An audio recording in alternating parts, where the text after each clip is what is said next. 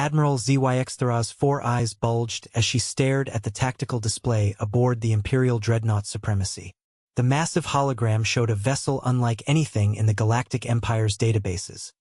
A sleek, angular monstrosity of metal and energy that defied every known principle of starship design. Sensor Officer Klethi, run those scans again, she commanded, her chitinous mandibles clicking nervously. There must be an error. The insectoid officer's antennae twitched as he manipulated his console. Admiral, the readings are consistent. That vessel is... It's impossible. The energy output alone should have torn it apart.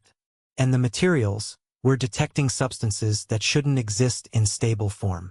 Communications Officer Veltar, a gelatinous being whose form rippled with anxiety, interjected, Admiral, we're receiving a transmission from the unknown vessel.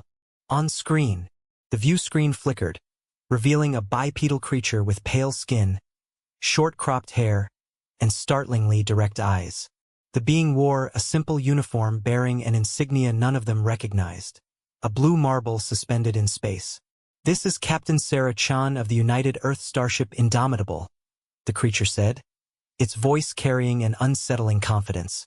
You have entered human space. State your intentions. Admiral Zyxthara's primary heart skipped several beats. Humans, the mythical species that had vanished from galactic records 3 centuries ago after the Empire's pacification campaigns, had supposedly eliminated their primitive civilization. Yet here was evidence to the contrary, and what evidence it was. Impossible, she whispered, then activated her communicator. Unknown vessel, I am Admiral Zyxthara of the Galactic Empire. Humans are extinct. Whatever species you are, your deception will not. Admiral, interrupted Tactical Officer Brexnall, his reptilian features pale with fear. The vessel is powering weapons. Energy signatures are... They're off the charts. This doesn't match any known technology. On the screen, Captain Chen's expression remained impassively calm. We are human, Admiral. Reports of our extinction were greatly exaggerated. We've spent the last 300 years beyond the galactic rim, learning, growing, and preparing. Now we're back. The Indomitable shifted position with impossible grace, moving in ways that should have shattered its hull under the gravitational stresses. The Empire's sensors detected no conventional propulsion, no reaction mass, nothing that made sense according to established physics. Sir, Sensor Officer Klethi's voice cracked, I'm reading quantum field fluctuations around their vessel. They're manipulating space-time itself. And Admiral, there are more ships appearing on long-range sensors. Hundreds of them. Zyxthara felt her secondary hearts begin racing. The Empire controlled 12,000 systems, commanded fleets that could crack planets, ruled species that had bent the knee for millennia.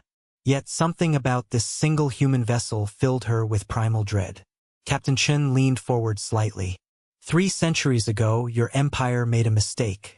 You assumed that by burning our worlds and scattering our people, you had eliminated humanity. But you only succeeded in teaching us that the galaxy is a hostile place where only the strong survive. So we became strong. The tactical display updated again, showing the human fleet's approach. Each vessel was unique, experimental, radiating energy signatures that made the Empire's finest dreadnoughts look like primitive chemical rockets. We learned from every species you conquered, Chen continued. We studied every technology you thought was beyond primitive human understanding. We went beyond your science, beyond your philosophy, beyond your limitations. And now we're home. Zyxthara's mandibles clicked frantically as she processed the implications. What do you want? The same thing we wanted 300 years ago, Admiral. To be left alone to build our future in peace. The difference is, this time we're asking from a position of strength.